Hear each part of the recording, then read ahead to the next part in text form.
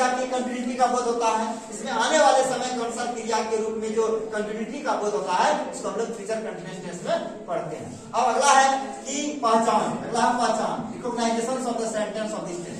पहचान क्या होता है, क्या आइडेंटिटी होता है सेंटेंस का, हम लोग आइडेंटिफिकेशन पढ़ेंगे इसका। क्या चीज का पहचान, तो वाक्य का पहचान, क्योंकि वाक्य के आधार पर ही हम लोग टेंस का पहचान करेंगे। वाक्य को हम लोग वाक्य से टेंस को क्या करना है, जो वाक्य जो है किस टेंस से बिलोंग करता है, ताकि हम लोग उसका स्ट्रक्चर का सही प्रयोग कर पाए। पहचान क्या है, इस टेंस के अंतर्गत, इस टेंस का मतलब हो गया कंटिन्यूअस टेंस, फ्यूचर कंटिन्यूअस अंतर्गत हिंदी वाक्य, वाक्य आपको हिंदी से करना है, हिंदी वाक्य, हिंदी वाक्य के क्रिया, वाक्य के अंतर्गत जो सब्जेक्ट वर्ब ऑब्जेक्ट है उसमें हम लोग क्रिया का सिलेक्शन कर लेना है। क्रिया यानी वर्ब का, और क्रिया में जो काम हो रहा है उस काम के साथ देखेंगे क्रिया लगा हुआ है। क्रिया वर्ब के अंत में आपका फ्यूचर में, प्रेजेंट में रहा है, रही है, रहे हैं, पास्ट कंटिन्यूअस में रहा था, रही थी, रहे थे, इसमें जो रहेगा ता रहेगा, ये देखना है, ता रहेगा, ता रहेगा, ती रहेगी, ते रहेंगे, क्रिया में ये लगा रहेगा। जैसे पढ़ता रहेगा, पढ़ती रहेगी, आप पढ़ते रहेंगे। अब मैं के साथ रहूंगा, मैं के साथ क्या लगाओगे, पढ़ता रहूंगा। जैसे मैं अंग्रेजी बोलता रहूंगा या सीखता रहूंगा, और लड़की बोलेगी सीखती रहूंगी, सीखती रहूंगी। अब तुम के साथ लग जाएगा रहोगे, ते रहोगे, पढ़ते रहोगे। इस प्रकार वाक्य में ये सब चीज बताता है। क्रिया के अंत में ये रहेगा, ता रहेगा, ती रहेगी, ते रहेंगे, ता रहूंगा, जैसे मैं पढ़ता रहूंगा, लड़की बोलेगी मैं पढ़ती रहूंगी, और तुम पढ़ते रहोगे, तुम पढ़ते रहोगे। जैसे एग्जाम्पल में वह हंसता रहेगा, यानी उसके द्वारा हंसने का काम एकदम चलते रहेगा, वह हंसता रहेगा। हंसता रहेगा मतलब आने वाले समय में भी उस काम के लगातार किए जाने का बोध होगा। आप मुझे पढ़ाते रहेंगे, ना तो जब तक आप रहिएगा मुझे पढ़ाते रहेंगे, छोड़िएगा नहीं, आपके द्वारा लगातार उस काम के किए जाने का बोध होते रहेगा। आप मुझे पढ़ाते रहेंगे, मुझे पढ़ाते रहेंगे। प्रेजेंट में था आप मुझे पढ़ा रहे हैं, पास्ट में था आप मुझे पढ़ा रहे थे, अब फ्यूचर में हो गया आप मुझे पढ़ाते रहेंगे। वह दौड़ता रहेगा, देखिए वह हमेशा झूठ बोलता रहेगा, कहने का मतलब पहले से अनुमान लगा लिए कि आने वाले समय में भी झूठ बोलने का काम लगातार जारी रहेगा। वह हमेशा झूठ बोलता रहेगा, यानी भविष्य काल से जोड़ दिए, भविष्य काल में भी उसके द्वारा झूठ बोलने का काम निरंतर चलते रहेगा। कंटिन्यूटी का बोध कराता है, यानी वाक्य का जो पहचान आया, ता रहेगा, ती रहेगी, ते रहेंगे, ता रहूंगा, ती रहूंगी, ते रहोगे इत्यादि वगैरह लगा हुआ रहता है। अब आगे है कि ट्रांसलेशन बनाने के दरमियान हमें जानना होगा वर्ब फॉर्म्स, किस प्रकार वर्ब फॉर्म का यूज होता है। हम लोग जानते हैं there are many 5 forms of verb, V1, V2, V3, V4, V5. Out of them we have to use only V4. In any continuous tense we have to use always V4. In present continuous tense V4, past continuous tense V4, future continuous tense also V4. That means we have to use fourth form of verb in this tense in all structures. सारे structures में सारे subject के साथ हम लोग verb का चौथा रूप का ही प्रयोग करेंगे, V1 प्लस ing, जिसको कहते हैं V4। इसका मतलब हो गया अगर वो आपका वर्ब है तो वो में हम ing लगा देंगे तो बन गया गोइंग। कोई भी कंटिन्यूअस टेंस में वर्ब का चौथा रूप मिलता है, रीड से रीडिंग, डांस से डांसिंग, V1 के साथ ing जोड़ देंगे, वह वर्ब का चौथा रूप बन जाएगा। जैसे अगर वर्ब आपका जाना है तो जाना का अंग्रेजी वो होता है, उसके साथ ing लगा देंगे। जाता है, जाती है, तो जाता जाती का अंग्रेजी नहीं बोलना है। जाना का जो मेन शब्द होता है वो, उसके साथ वर्ब का चौथा रूप लगाएंगे तो गोइंग हो जाएगा। यानी we have to use only fourth form of verb in this tense in any structure. कोई स्ट्रक्चर में इस टेंस के अंदर हम लोग वर्ब का चौथा रूप का ही प्रयोग करना है। ना वर्ब का यूज करेंगे, ना सेकंड फॉर्म का, ना थर्ड फॉर्म का, ना फिफ्थ फॉर्म का। We have to use always fourth form of verb in this tense. अब आगे है हेल्पिंग वर्ब। ये तो आपका मेन वर्ब है, वर्ब का 1 2 3 4 कुछ पे रे वो मेन वर्ब है। अब हेल्पिंग वर्ब के अंदर, ऑक्सिलरी वर्ब के अंदर जाने Yes, of course.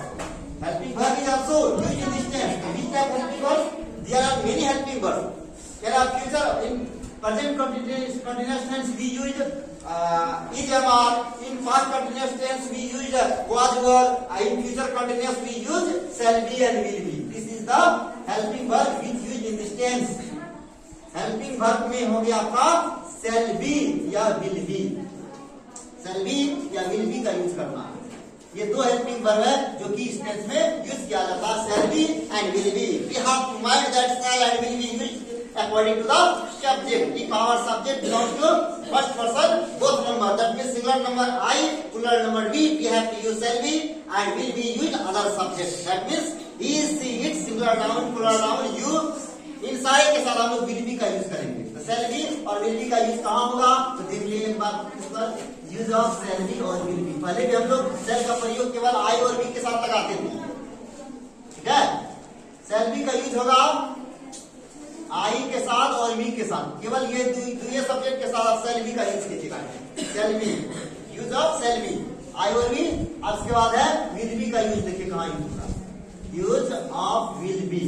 तो विल बी का यूज अदर सब्जेक्ट, अदर अन्य सब्जेक्ट के साथ. अदर सब्जेक्ट क्या आएगा? आई वी को छोड़ करके, एक्सेप्ट आई एंड वी. तो क्या आएगा?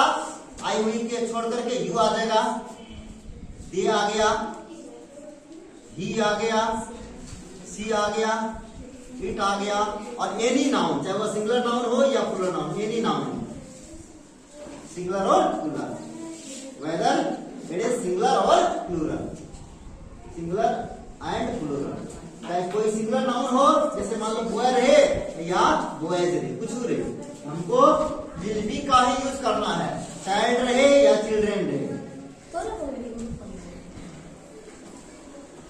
केवल ध्यान रखना है. You have to mind shall be is use with only first person singular number and plural number subject I and we. Will be is used with other subject as like you, they, he, she, it and any noun, whether they are singular noun or plural noun. I भी के साथ shall be का use करेंगे. Other subject जितना बच जाएगा A to Z, बाद बाकी हम लोग I भी को छोड़ करके अदर सब्जेक्ट के साथ will be का यूज करेंगे. जैसे मैं पढ़ता रहूंगा I shall be reading, तुम पढ़ते रहोगे you will be reading, बाद बाकी वो दौड़ता रहेगा he will be running. आप गाना गाते रहेंगे you will be singing a song, वो हंसता रहेगा he will be laughing, वो हंसती रहेगी she will be laughing. Other subject के साथ हम लोग will be का यूज करेंगे. अगर मॉडर्न ग्रामर की बात करेंगे तो कोई भी सब्जेक्ट के साथ will be लगा देंगे तो बात गलत नहीं होगा. shall be का यूज हम कर भी सकते हैं, नहीं भी कर सकते हैं, लेकिन जो हम लोग बात इनसे फॉलो कर रहे थे तो करते रहेंगे. केवल आई और बी के साथ shall be लगाना है, अदर के साथ will be लगाना है. तो shall be और will be वाले जो यूज करने वाला जो प्रोसेस था हम लोग जान गए. और वर्ब फॉर्म में आपका बिफोर का यूज करना है, बाद में कोई कुछ है नहीं. अब रही बात स्ट्रक्चर, और ये कंटिन्यू चलते रहेगा. shall be will be her structure में जाएगा अकॉर्डिंग टू द सब्जेक्ट, और बिफोर में सब स्ट्रक्चर में, सब स्ट्रक्चर में चलते रहेगा. तो आपने डिफिनेशन, इसके बाद identification of the sentence of this tense, verb forms और हेल्पिंग वर्ब के बारे में पढ़ा. हम लोग स्ट्रक्चर जानेंगे कि what are the structures of in this tense, so that we will be able to translate any types of sentence belong to future continuous tense. Future continuous tense से belong करने वाले जो ऐसा भी वाक्य हो, चाहे आपका एसेंटिव सेंटेंस हो, नेगेटिव या इंट्रोगेटिव टाइप सेंटेंस हो, ये सारे वाक्य को कैसे ट्रांसलेट करेंगे. तो ट्रांसलेट करने के लिए हम लोग अब स्ट्रक्चर के बारे में जानेंगे. which type of structures are used in this tense, so that we will be able to translate any type of sentence belong to future continuous tense. Now we are going to tell you about the structures of this tense. अब हम लोग इस tense में प्रयोग किए जाने वाले structure के बारे में जानेंगे. फ्यूचर कंटीन्यूअस टेंस में हम लोग जानेंगे स्ट्रक्चर ना. फ्यूचर कंटीन्यूअस में प्रयोग किए जाने वाले स्ट्रक्चर को जानेंगे. अब है स्ट्रक्चर.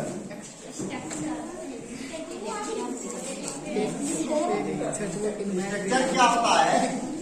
स्ट्रक्चर मतलब ये प्रकार का कंपोजिशन हो गया वाक्य का, कि कोई भी वाक्य बनाने के लिए, अंग्रेजी में ट्रांसलेट करने के लिए कौन सा स्ट्रक्चर का यूज किया जाता है.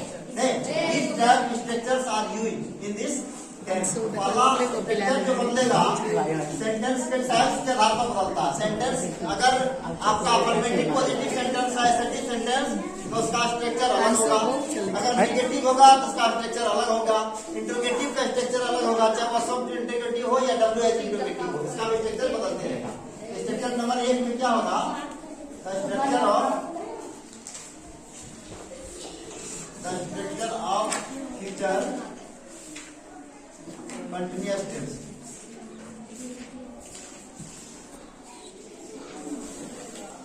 Continuous tense for all affirmative positive affirmative positive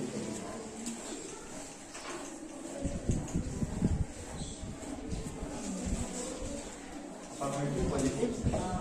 अगर वाक्य आपका अफर्मेटिव पॉजिटिव सेंटेंस से बिलोंग करेगा तो you have to use this structure. उसका स्ट्रक्चर ये हो जाएगा एस प्लस सेल बी या will be.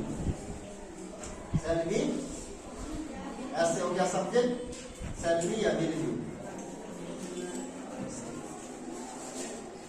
Plus V four plus O plus R. ये स्ट्रक्चर है। This is the structure. On this structure we can translate such type of sentence. That sentence belongs to affirmative positive. अगर affirmative positive sentence होता है तो हमें इस structure पर translate करना पड़ेगा। जैसे एग्जाम्पल हो गया वह अपना काम करता रहेगा, वह अपना काम करता रहेगा, यानी उसके द्वारा जो है अपना काम जो है उसका वह कंटिन्यू रूप से करते रहेगा, अपना काम करता रहेगा। यानी काम करने का जो इसकी जो क्रिया है वह जारी रहेगा आने वाले समय है। तो वह अपना काम करता रहेगा। तो करता रहेगा हो गया वर्ब। पूछेगा कौन करता रहेगा तो वह सब्जेक्ट क्या करता रहेगा तो अपना काम ऑब्जेक्ट हो गया। अब इसको जब हम ट्रांसलेट करेंगे लिख देंगे ही विल, ही के साथ विल लगाना है। ही विल बी करता रहेगा। करना का अंग्रेजी होता है डू, डू का चौथा रूप हो जाएगा डू। ये हो गया आपका मेन वर्ब डूइंग। क्या करता रहेगा अपना काम, तो वह यानी सब्जेक्ट है वह। तो ही का पॉजेसिव रूप हो जाता है अपना शब्द के लिए हिज, काम के लिए हो गया वर्ब। तो जैसे मैं अपना काम करता रहूंगा I shall be doing my work, क्योंकि आई के साथ शैल बी यूज किया जाता। हम लोग अपना काम करते रहेंगे we shall be doing our work. यहाँ जो है इसके जगह पर आवर लिख देंगे। तुम अपना काम करते रहोगे you will be doing your work होगा। क्योंकि अपना शब्द के लिए मैंने already I told you that अपना शब्द के लिए कोई पार्टिकुलर वर्ड नहीं होता है कि वही यूज करना है। वह डिपेंड करता है सब्जेक्ट पर। अगर आपका सब्जेक्ट थर्ड पर्सन का सिंगल नंबर से बिलोंग करेगा ही सी ही के रूप में तो ही का अपना हो जाएगा हिज। अगर सी रहेगा तो सी का अपना हो जाएगा हर। अगर राम रहेगा या मोहन रहेगा सोहन रहेगा नहीं तो उसका हो जाएगा हिज। लड़की रहेगा सीता गीता उषा सोनी तो उसका अपना शब्द के लिए हो जाएगा हर। देर रहेगा यहाँ तो दे से हो जाएगा देर। बी रहेगा तो बी से हो जाएगा आवर।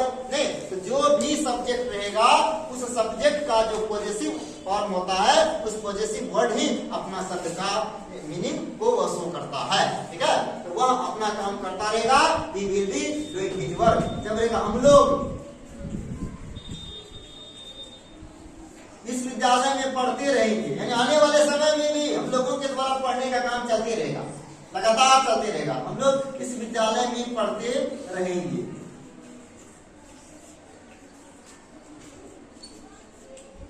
इस विद्यालय में पढ़ते रहेंगे।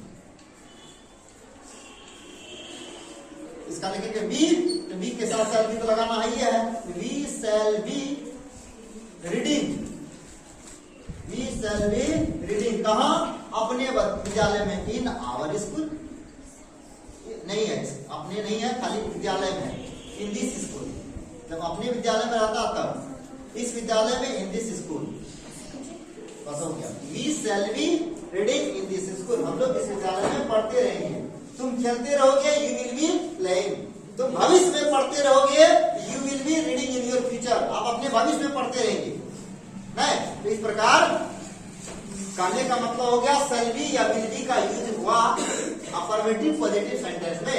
यही वाक्य अगर आपका निगेटिव रहेगा तो निगेटिव का स्ट्रक्चर बदल जाएगा।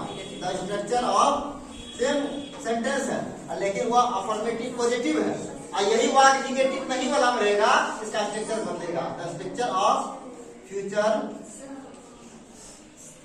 Continuous tense, future continuous tense और ऑल अफर्मेटिव निगेटिव। वह affirmative positive affirmative negative.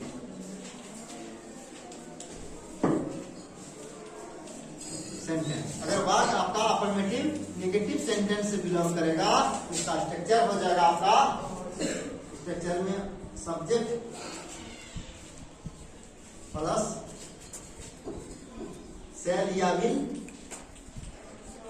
Plus not, नहीं क्लियर नॉट हो गया, शैल बी, शैल और बी को अलग कर दी, तो शैल और विल में जो यूज करना है सब्जेक्ट वर्सा यूज कर लेंगे, प्लस यहाँ बी यहाँ कर दिए। या आपको मन है कि नहीं शैल बी साथ ही यूज करेंगे तो कर सकते हैं, शैल बी नॉट या विल बी नॉट या विल नॉट बी भी यूज कर सकते हैं। Plus V four plus object plus will, V four चलते रहेगा कंटिन्यू, ये हो गया बात। एस प्लस शैल या विल प्लस नॉट नहीं के लिए केवल ये नॉट शब्द का यूज हुआ, plus V four plus O plus read. इस एग्जाम्पल रहेगा वह घर नहीं जाते रहेगा, घर नहीं जाता रहेगा, वह घर नहीं जाता रहेगा। लिख देंगे he will be not going to house, वह घर नहीं जाता रहेगा, he will be not going to house, he will be not going to house। आप इस काम को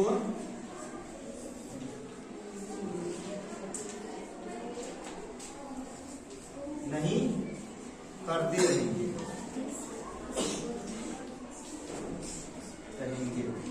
you will be not doing this work।